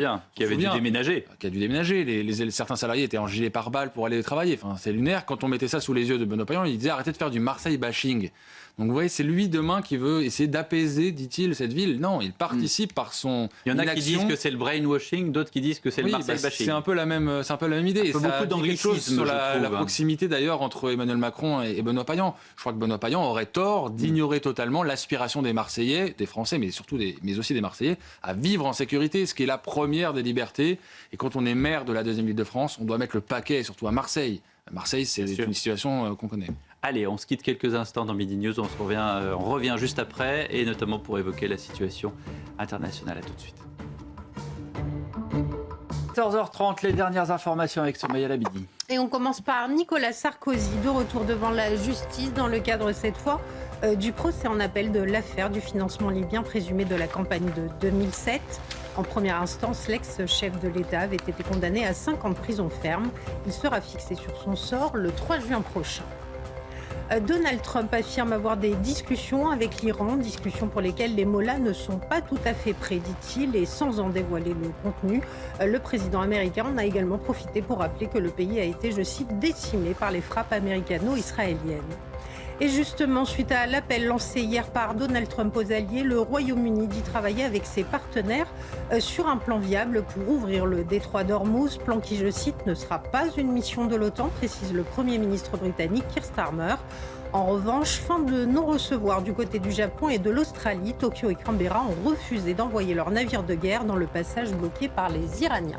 Merci Somaya, tout à l'heure pour d'autres informations qui nous sont parvenues tout à l'heure. Explosion entendue au-dessus de Jérusalem après une alerte de missiles iraniens. Tout à l'heure, Dora Abdelrazik nous parlait de ces nouveaux missiles iraniens. Alors, je ne sais pas s'ils sont déjà utilisés, mais en tout cas, ils sont extrêmement puissants. Ils vont au-delà de 2000 mètres, 2000 kilomètres, ouais. Voilà, ça vous fait quand même une distance assez nouvelle.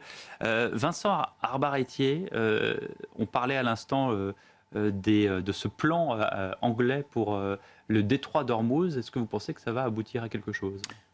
Oui, parce qu'en fait, c'est une promesse qu'aurait faite Keir Starmer au président Donald Trump, qui l'avait un peu malmené ces derniers jours en le comparant à Churchill, en disant que c'était pas Churchill. En fait, dans sa conférence de presse que j'ai suivie tout à l'heure, il n'y a pas très longtemps, on a l'impression que le Royaume-Uni veut prendre la direction d'une planification qui, alors j'en sais rien, mais qui pourrait très bien avoir lieu à Northwood, par exemple, qui est un PC à la fois britannique et de l'OTAN. Donc en fait, d'une coalition de pays volontaires qui aurait une force navale suffisante. On pense déjà qu'il n'y aura pas l'Allemagne dedans, puisque les pays qui ont des forces navales au niveau de l'OTAN sont essentiellement les pays méditerranéens, l'Italie, l'Espagne, la France également, et la Grande-Bretagne donc jouerait ce rôle de go-between entre les États-Unis, comme elle a souvent l'habitude de le faire, et puis les Européens de l'OTAN. Alors ce qui ne veut pas dire que tous les pays de l'OTAN y participeraient, mais tous les pays qui ont intérêt à rouvrir le détroit d'Ormuz, et c'est le cas du Royaume-Uni, puisque dans le même discours, il a parlé de mesures en interne pour maintenir le niveau de vie des Anglais pendant 3 ou 4 semaines. Donc en fait, lui pense qu'on est dans le domaine de 3 à 4 semaines pour mettre en œuvre cette mesure qui ne pourra pas se faire sans un lien très étroit avec les Américains, voire avec les Israéliens. Dora ? On voit bien la pression que met Donald Trump, puisque c'est ce qu'il avait demandé hier. Il les a même menacés. Alors c'est un petit peu contradictoire, puisque Donald Trump a plusieurs fois critiqué en fait l'OTAN, notamment au point de vue du financement militaire. Aujourd'hui, il les appelle à l'aide justement pour le détroit d'Ormuz. Vous l'avez dit, Berlin refuse, parce qu'en fait certains pays de l'OTAN ont critiqué que cette histoire de cadre international, en fait, que la guerre n'a pas été faite dans comme il faut, en tout cas. Le plan viable, pour l'instant, c'est la voie du Royaume-Uni qui essaye d'élargir cette coalition. D'autres pays aussi n'ont pas répondu à Donald Trump. En tout cas, on dit non pour aller sécuriser le détroit d'Ormuz. Le Japon et l'Australie. Il y a aussi peut-être un aveu d'échec de la part de Donald Trump concernant le détroit d'Ormuz, parce qu'à chaque fois, il dit qu'il a... Moi, je ne crois pas beaucoup aux aveux d'échec de Donald Trump, si je puis me permettre. Il a annoncé qu'il ferait une conférence de presse tout à l'heure. Donc, à mon avis, il va encore s'en prendre à Keir Starmer, encore s'en prendre à l'OTAN, comme quoi, finalement, ils ne suivent pas ce qu'il leur demande, etc. Mais plusieurs fois, il a déclaré qu'il avait détruit 100% de tout ce qui était flotte iranienne. Mais là, on voit bien qu'il a quand même du mal avec le détroit d'Ormuz. Peut-être que son message aussi est adressé à son électorat pour leur dire, regardez, j'appelle à l'aide justement les pays européens, et personne ne vient m'aider. Donc je suis un petit peu tout seul. Ce qui est important, c'est qu'en fait, quand il y a eu le 11 septembre 2001, le premier pays qui a réagi pour aider les États-Unis, c'est une de nos raisons de l'engagement de troupes françaises en Afghanistan, c'était la France. Donc il pourrait rappeler à notre président que Jacques Chirac l'avait pas laissé au fond du trou au moment des attentats de New York. Donc en réalité, même si cette opération ne se fait pas dans le cadre de l'OTAN, ce qui était le cas d'ailleurs en 2001, après les attentats contre les tours jumelles, eh bien, il y avait eu des pays de l'OTAN, et dont la Grande-Bretagne, la France, et il y avait même eu l'Allemagne, puisque les accords qui avaient mis en place cette force internationale en Afghanistan avaient lieu à Bonn. Donc les Allemands avaient engagé d'ailleurs des troupes sans avoir l'agrément du Bundestag, ce qui est très rare, c'était la première fois. Donc là, il y a quelque chose qui est en cours, d'autant qu'il a menacé aussi l'OTAN, Donald Trump, hier ou avant-hier, de représailles certainement financières, en disant je vais me désengager, ça me coûte très cher cette affaire en Iran, je pourrais me désengager financièrement et débrouillez-vous vous-même face à C'est la menace qu'il brandit souvent. Oui, mais là... En espérant que les gens réagissent, c'est toujours... Oui, voilà, c'est pour faire réagir, et puis surtout pour marquer qu'il y a une solidarité des deux côtés de l'Atlantique et que ce n'est pas unilatéral. Oui, c'est comme ça qu'il faisait réagir aussi Emmanuel Macron. En tout cas, c'est comme ça qu'il le présentait. Les fameux I called Emmanuel and he said no, no, no, Donald, no. Vous vous souvenez à chaque fois. Alors en fait, il met ça en scène, évidemment, et c'est presque cynique de la part du président américain. Sur justement l'aspect de l'aide, ça c'est quelque chose dont on parle peu dans ce conflit, mais pour défendre ses positions et les Émirats arabes unis, la France déploie un arsenal militaire défensif en grande quantité, à tel point que des tensions éclatent et une réunion de crise est même prévue à ce sujet. Explication d'Adrien Fontenot. Aider les Émirats arabes unis, une nécessité pour nos ressortissants. Un coût que la France pourrait avoir du mal à assumer sur le long terme. La ministre des Armées, Catherine Vautrin, le rappelait au JDD. Aux Émirats arabes unis, nous avons renforcé notre présence aérienne en augmentant le nombre de Rafales engagés. Nous avons également apporté un soutien en matière de défense sol-air. Mais pour ce qui est de la défense depuis les airs, l'équation est plus complexe. Pour intercepter les drones iraniens comme les Shahed, la France déploie des missiles de défense assez onéreux. Coût estimé 600 à 700 000 euros. Problématique connue et plus importante encore pour les États-Unis. Des munitions qui coûtent cher et qui commencent à manquer. L'état-major des armées reproche à la direction générale de l'armement de ne pas trouver de solution moins onéreuse. D'autant que chaque missile Mika met près de 2 ans à être livré. Son fabricant MBDA est aussi pointé du doigt par le ministère des Armées pour son manque d'anticipation. Résultat, l'ensemble des protagonistes est convoqué par Sébastien Lecornu ce mardi. Réunion de crise dans un conflit qui entre dans sa 3e semaine. Voilà, donc avec ce sujet qui nous montre bien qu'il y a des discussions également là-dessus. Et je signale qu'une attaque de drone provoque un incendie dans un immeuble du nord des Émirats arabes unis. Et donc, effectivement, c'est important que ce pays-là soit aidé d'une manière ou d'une autre. Je vous parlais tout à l'heure d'explosions au-dessus de Jérusalem, des tensions également à la frontière entre Israël et le Liban, où nous rejoignons nos équipes sur place. Régine Delfour, accompagnée de Sacha Robin. Régine, bonjour. Beaucoup de tensions dans la zone où vous êtes. Oui, bonjour Pierre. Énormément de tensions dans cette zone où il y a à peine 20 secondes pour pouvoir se mettre à l'abri. Nous sommes avec en fait les sauveteurs sans frontières. Ces sauveteurs, ils viennent aider les personnes vulnérables qui ne peuvent pas sortir de chez elles. Et il faut d'abord prendre leur constante vitale, les rassurer, leur donner à manger. On a passé un petit moment avec un homme de 85 ans, Miraël, et les sauveteurs au fait ont pu l'emmener faire des courses. Et à la fin, c'était assez émouvant en fait, Pierre, puisque il les a tous remerciés en leur disant c'est la première fois depuis 3 semaines que je peux aller dehors et j'étais avec ces jeunes et ça m'a fait énormément de bien. Donc ces sauveteurs, ils vont évidemment en première place sur les lieux quand évidemment il y a des frappes, hein. Mais ils sont aussi là pour aider les personnes qui en ont besoin, notamment leur apporter de la nourriture, des médicaments et prendre évidemment tout ce qu'il y a de plus important, c'est-à-dire les constantes vitales. Puisque là nous allons voir une femme qui a 87 ans et qui souffre du cœur, donc il faut quand même lui rendre visite puisqu'elle ne peut pas sortir. Régine Delfour avec ces images de Sacha Robin à Kiryat Shmena. C'est à la frontière du Liban et d'Israël. On disait cette guerre continue avec encore ces alertes permanentes pour des Israéliens qui, après le 7 octobre, avaient soufflé un peu, en tout cas après le 7 octobre 2025, bien sûr, avaient soufflé un peu en se disant que peut-être que ça avait été leur dernière guerre. Oui, alors la guerre continue. Pourquoi ? Parce que l'Iran a un stock d'armes qu'ils peuvent utiliser jusqu'au bout. Et ils ne sont pas menacés, si vous voulez, par un débarquement terrestre, ou pas encore, ou par... Il n'y a pas de front entre l'Iran et les États-Unis.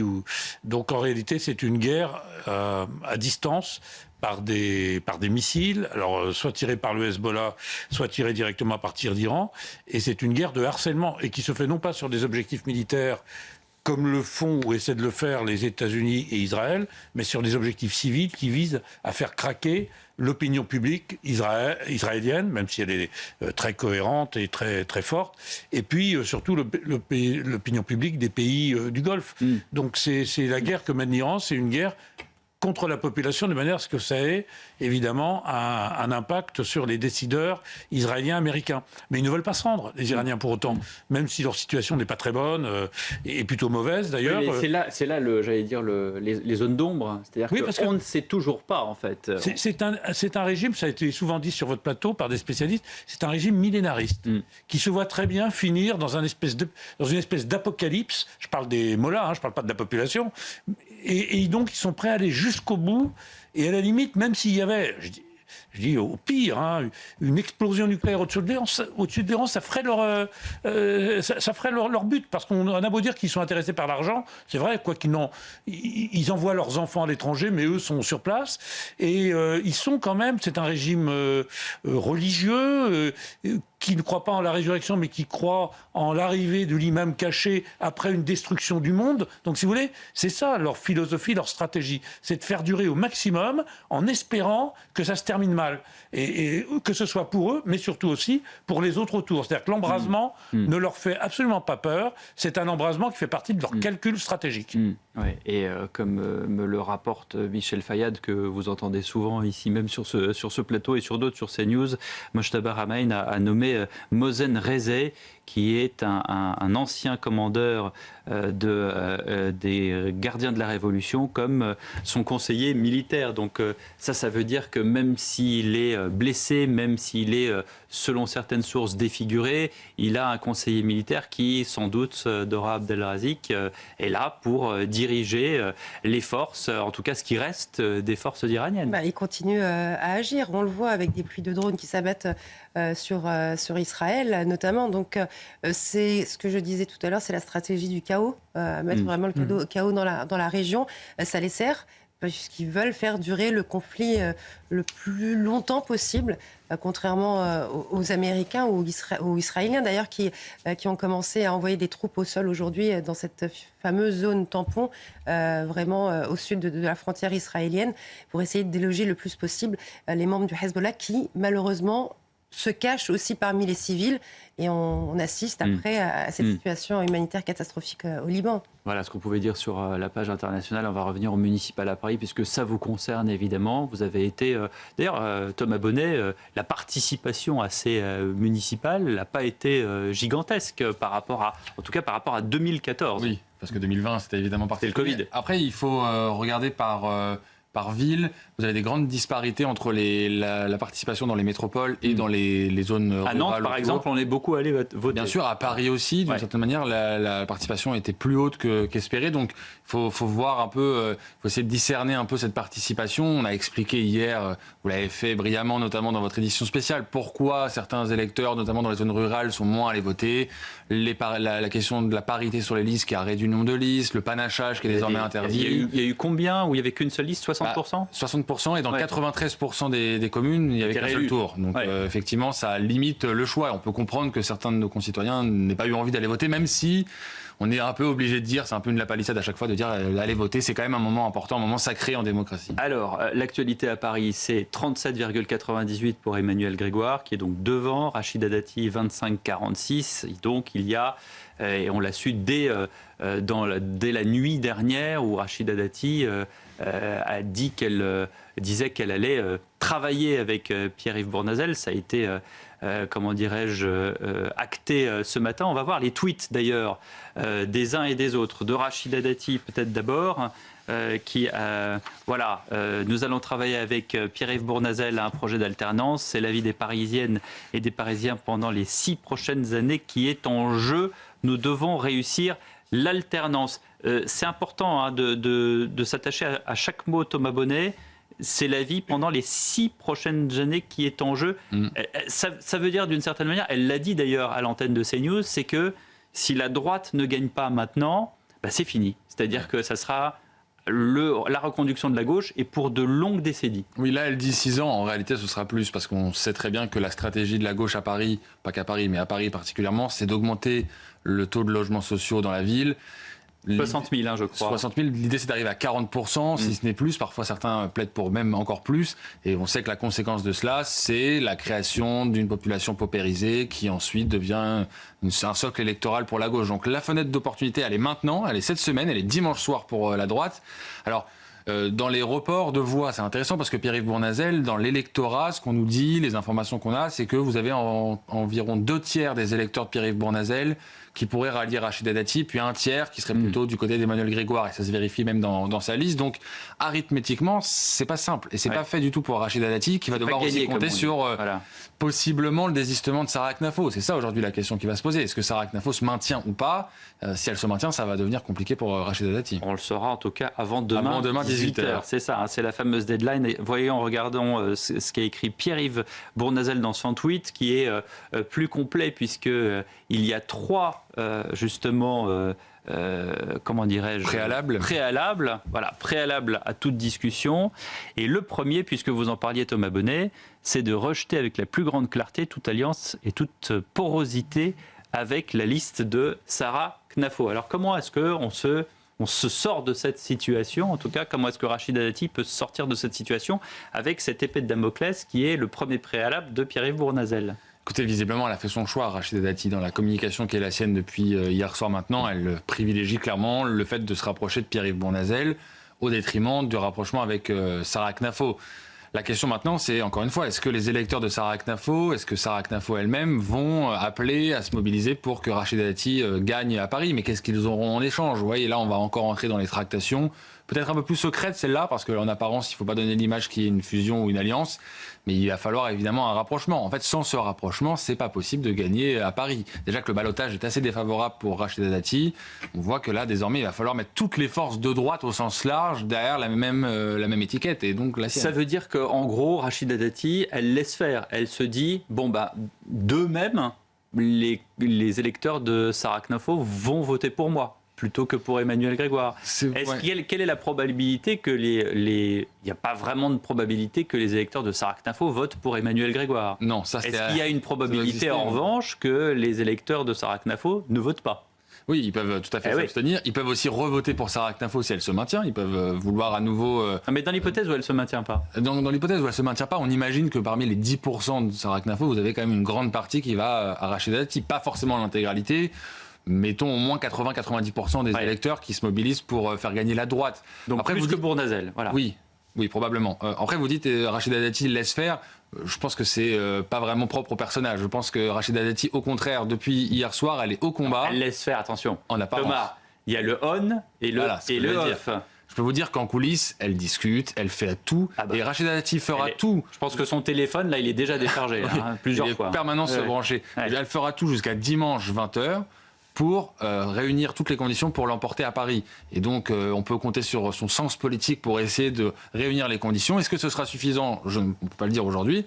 Mais en tout cas, elle va mettre tout en œuvre pour que ce scénario puisse se produire. Alors, écoutons celui qui arrive en tête à Paris. C'est Emmanuel Grégoire qui s'est exprimé. Pour espérer gagner, la droite et l'extrême droite seront prêtes à tout et d'abord à s'allier. N'en doutez pas, elles le feront dès cette semaine ou dans 10 jours lors du premier Conseil de Paris.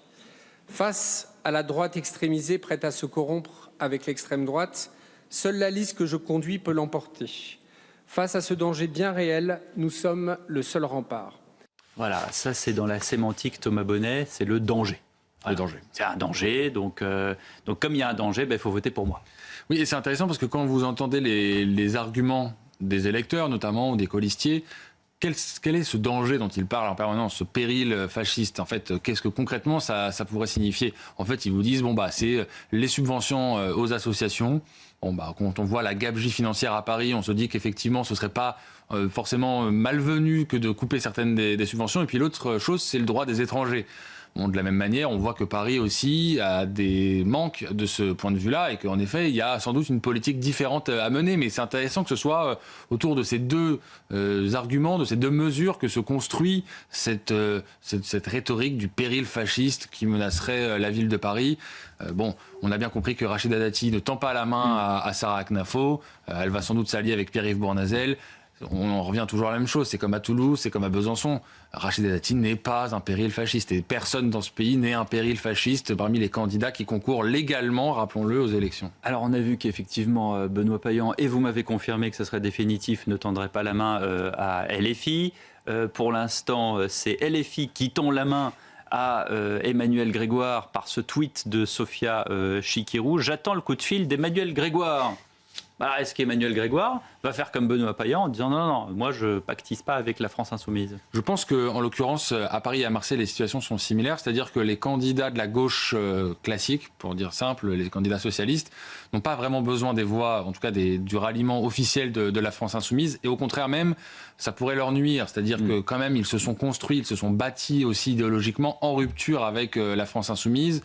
Et je crois que ce ne serait pas forcément bien perçu. On pense à l'électorat parisien de cette gauche social-démocrate, cette gauche SPD, pour reprendre la formule que vous avez employée tout à l'heure, qui en effet ne verrait pas d'un bon oeil un rapprochement avec Sophia Chikirou, qui en plus est une figure particulièrement clivante. Je rappelle quand même, il se trouve qu'hier on avait une colistière d'Emmanuel Grégoire qui est communiste sur le plateau, Hélène Bidard, et je rappelais à Hélène Bidard que Sophia Chikirou a quand même qualifié Fabien Roussel de Doriot. Elle s'était moquée de lui même lorsqu'il était présent au Tour de France, et ce sont ces mêmes personnes-là qui aujourd'hui veulent rallier la liste qui est également composée de communistes. Donc vous voyez que vous ne pouvez pas passer votre temps à avoir des mots les plus outrageux, les plus durs possibles contre des candidats, et puis de demander ensuite à les rallier. Il y a un problème même de personne, j'allais dire, à la fin. Oui, quand on est à court d'arguments, on sort des vieux dossiers, rances et parfois abjects, et c'est le cas effectivement dans l'exemple que vous citez, puisqu'on parle de Sophia Chikirou. Écoutez-la, elle s'est exprimée. D'ores et déjà, on peut dire que Paris confirme la percée de la France insoumise dans ces élections municipales et au niveau national. Puisqu'en effet, nous sommes qualifiés pour le second tour de l'élection municipale. Cela est une certitude. Il y aura donc des élus insoumis, insoumises dans de nombreux conseils d'arrondissement et au Conseil de Paris. Voilà ce que dit Sophia Chikirou et qui fait réagir, bien sûr, Jérôme Guedj, qui demain sera l'invité de Laurence Ferrari à 8h10 pour la grande interview. Voilà ce qu'il dit sur Twitter. Aujourd'hui, pour être crédible demain, une exigence, pas d'alliance de la gauche républicaine avec la France insoumise. Merci à la grande majorité des élus, tels qu'Emmanuel Grégoire à Paris ou Benoît Payan à Marseille. Il cite également Rouen et Montpellier pour leur cohérence. Alors, y a-t-il une cohérence ? En tout cas, dans les deux villes, dans les deux métropoles que sont Paris et Marseille, première et deuxième ville de France, certes, pour l'instant, ça se tient. Mais on l'a vu, et on ne va pas refaire l'émission, puisque vous avez été très fidèles, chers téléspectateurs, à Midi News. On l'a vu notamment à Toulouse, par exemple, où c'est carrément le contraire. Il y a toujours deux lignes. Le Parti socialiste est traversé par deux lignes. Celle incarnée par Jérôme Guedj, par François Hollande, par Raphaël Glucksmann, même s'il n'est pas au Parti socialiste à proprement parler, qui est on ne transige pas avec ces questions-là, on ne s'associe pas avec la France insoumise dans quelque scénario que ce soit. Et puis vous avez les autres qui voient bien la réalité dans leur commune, dans leur circonscription, dans leur ville. Ils disent peut-être que oui, j'ai pas le choix, et si je ne m'associe pas, je perds. Donc effectivement, on voit qu'il y a cette fracturation. L'autre enjeu qui est un peu de la tambouille, mais dont je vous parle quand même, c'est-à-dire que Sophia Chikirou se maintient, ce qui veut dire qu'elle aura des conseillers à Paris, elle l'a dit, et ça c'est important parce que ça fournit des grands électeurs. Or, il y a les sénatoriales qui arrivent à l'automne prochain, ça passe totalement inaperçu, ça intéresse assez peu les Français, mais ça veut dire que potentiellement, selon les résultats dans différentes villes, il pourrait y avoir un groupe au Sénat de la France insoumise, ce qui serait là évidemment une grande nouveauté. Le Sénat qui pour l'instant était épargné par les outrances de LFI, contrairement à l'Assemblée nationale. À la gauche, il y avait Mélanie Vogel d'Europe Écologie qui était considérée vraiment comme... Absolument. Et même le Parti Socialiste, c'était plutôt le Parti Socialiste un peu à l'ancienne, Patrick Caner, qui est sur la ligne justement de ceux qui ne veulent pas s'associer à LFI.